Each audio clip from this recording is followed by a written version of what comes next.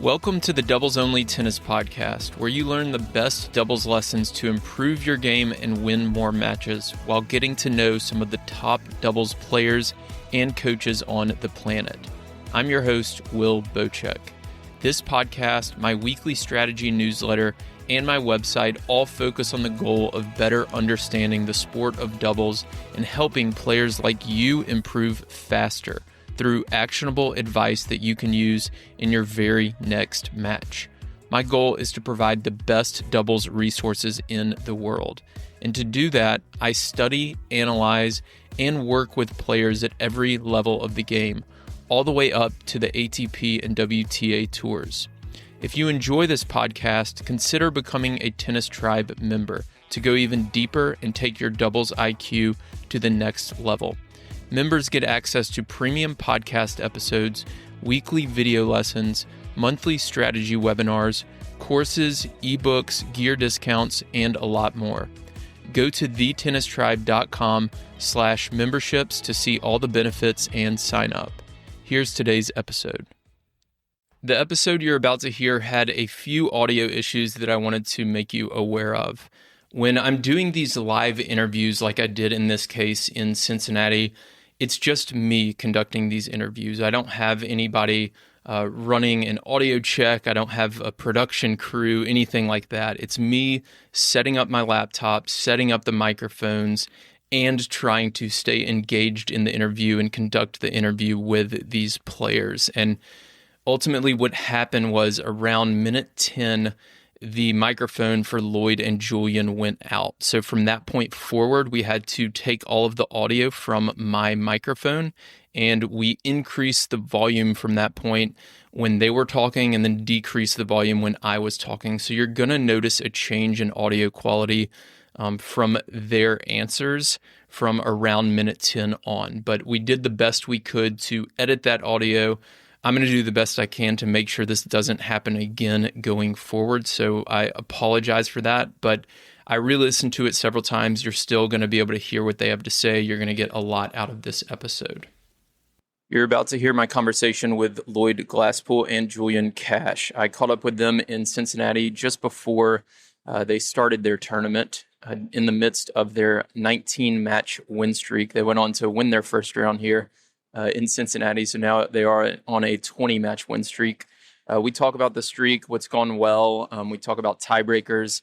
I brag a little bit about my golf game.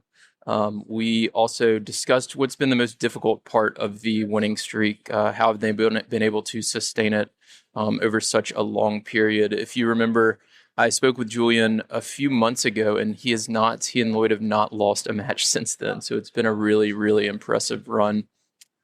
We also discussed their coaches, what they've learned from their coaches, and we talk a lot about partnerships as well and what makes a good doubles partner and what makes a good doubles partnership.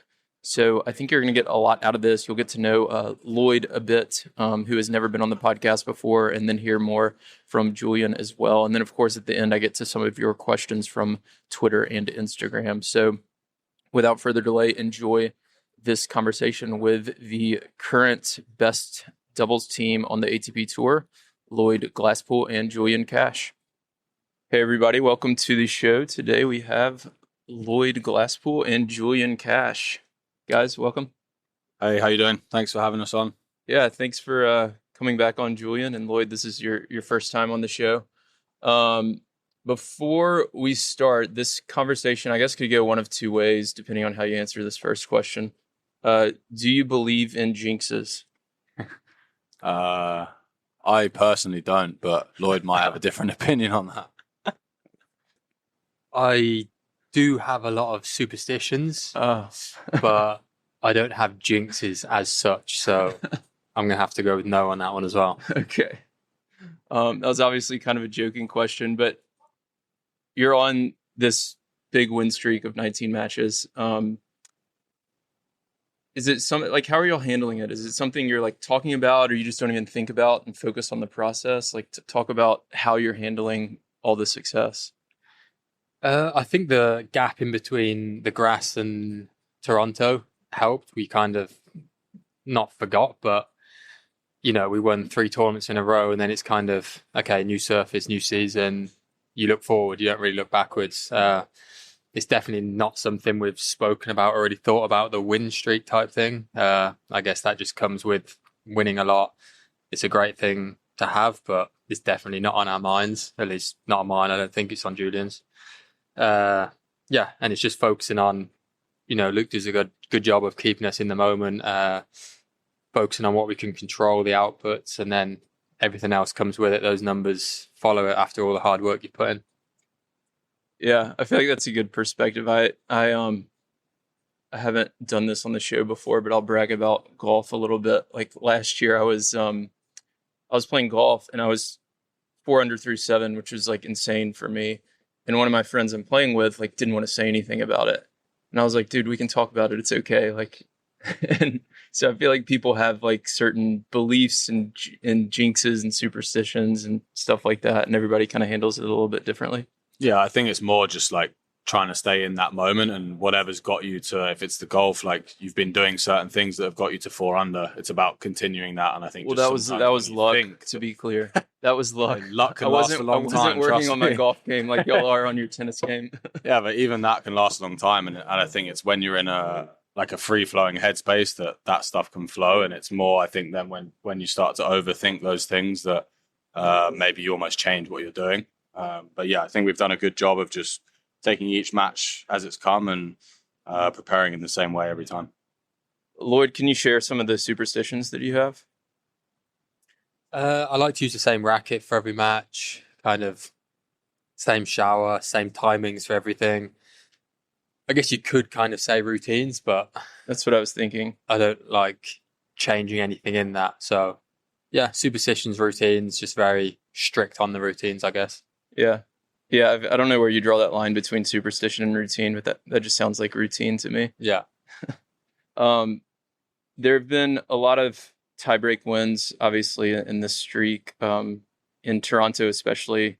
15-13, 10-8, 13-11, a lot of really tight matches. Talk about your routine after the second set and then during tiebreakers to have success in tiebreakers, or give yourself the best chance to have success. Yeah, I think we really like to reset with each other and make sure whatever's happened before that moment, our focus is on that tiebreak, the first point, being the present, and we're almost bringing more energy in than we have done the whole match. It's so important to try and get off to a good start. And if you don't, it's then so important to keep the energy and bounce back from that. So regardless of what happens, you have to bring that energy. And then we really just focus on sticking to our identities, how we've been winning big serves, using the first serves, hitting the spots, and taking our chances on the returns. So I think we really kind of lock in more in those moments, which really helps us. Is there something specific you'll do to raise the energy? You said energy a few times there, which seems that makes sense to be important in a 10-pointer. I think it's one of those things you can always bluff. I think last week was kind of unique. We obviously found ourselves in 3 third sets, but I felt like in a lot of those second sets we had been playing better tennis than the opposition. And so just like telling ourselves that, obviously knowing like the format of the doubles, how quickly sets can shift and so on.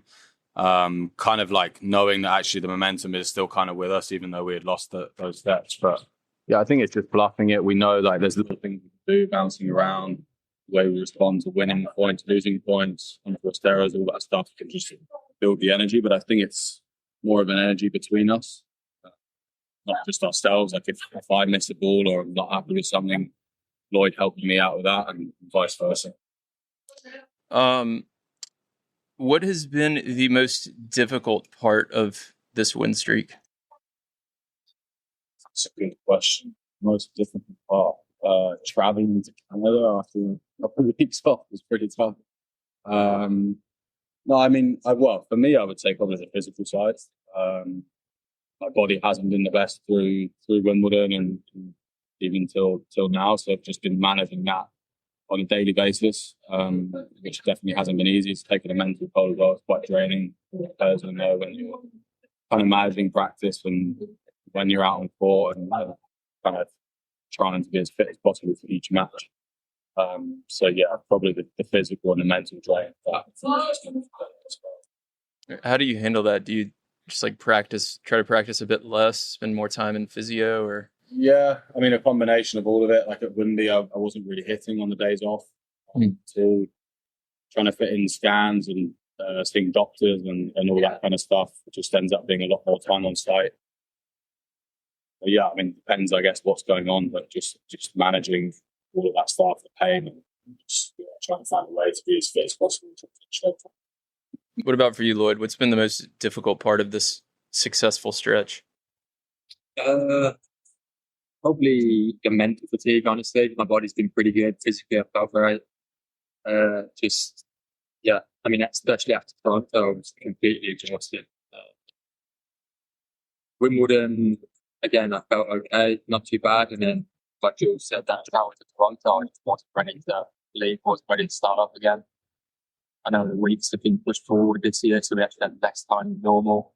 But yeah, mentally wasn't ready to start, and then having to switch on mentally when you're not really ready to, and go another 4 or 5 matches. Just the mental fatigue for me was pretty tough, not having that time to actually reset after a long period. Court 3. Kind of related question. This was from somebody on Twitter. What is your favorite thing to do together outside of the tennis court? I'd imagine that helps with some of the mental fatigue, right? Just get away from the site, get away from the court as well. What do we like doing? Coffee. Yeah, go to coffee a lot together in the morning as a team. These boys don't mind an Indian most nights in Toronto, so after we won, I went and joined them for a celebratory Indian. But yeah, I mean, most days we go to coffee or sit in something like that. What has been the so we were talking before we started recording about your coach Barry, and then we've got Luke here as well. What's been the most impactful lesson you've learned from each of them? I mean, I think for me, probably like the most progress I've made. I mean, a lot of people have asked, like, what shifted, let's say, from last year to this year? Why is the ranking gone up? Results got better. I think for me, like, I've actually put a lot of focus, not just on the tennis, but on kind of the mental side, trying to just be in a better state of mind from start to finish of match, dealing with the ups and downs again, especially, as I said before, like the format in doubles. It's very intense. Sometimes you're playing well, things don't go your way, like whatever it is, a match can flip in 2 seconds. So just trying to deal with that a bit better and keeping the energy higher, staying more positive throughout. And yeah, it's been Barry, Luke, Louis that put the weeks in on the road and helped me through that. It's important that I do it on the practice court, not just on the match court. And yeah, they've been the ones kind of, I guess, putting the standard there for me.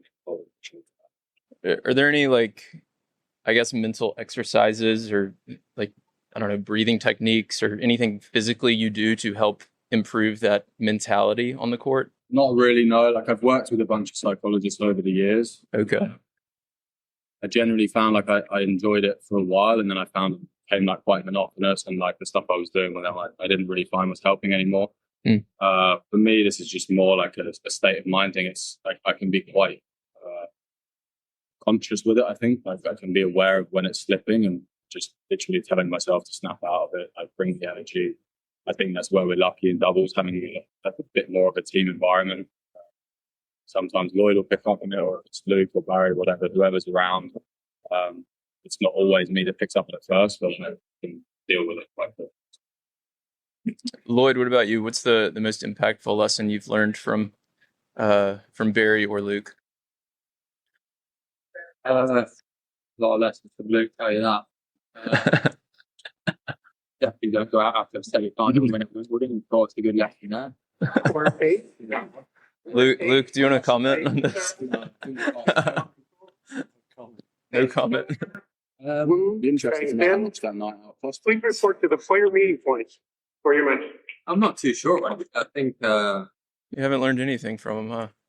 It's all been on your own. Yeah, I mean, he's great, Luke. He travels with us almost every week. Julian's worked with Barry for many, many years. the pleasure of working with Barry for that long, to do as many weeks either. But Luke's been there almost every step of the way, basically, coming out, giving us our reps on the court, giving the prep talks before the matches, a lot of focus on our mentality and stuff that we could control. So, I think knowing that our focuses are on things that we can control gives me a lot of confidence anyway. It's kind of down to us a lot of the time. So if y'all were, obviously your partnership's working really well. If you were to advise another team, so let's say, and it doesn't even have to be like a pro level team, maybe it's a country club doubles team or whatever, and they come to you and say you've got an hour with us, what would you try to work with them on to help improve their partnership and their results? What are some of the keys to a good doubles partnership? Thinking doubles, if you don't know a lot of the positional stuff and where they hit the ball, that can be taught very quickly and can improve you straight away. It's nothing to do with technical side or, so everything is under your control. Where you stand if the ball goes over there, or where you hit it if the ball is here and there over there. I think we can help with that a lot, especially because that's a system we play, the Louis Caillet system.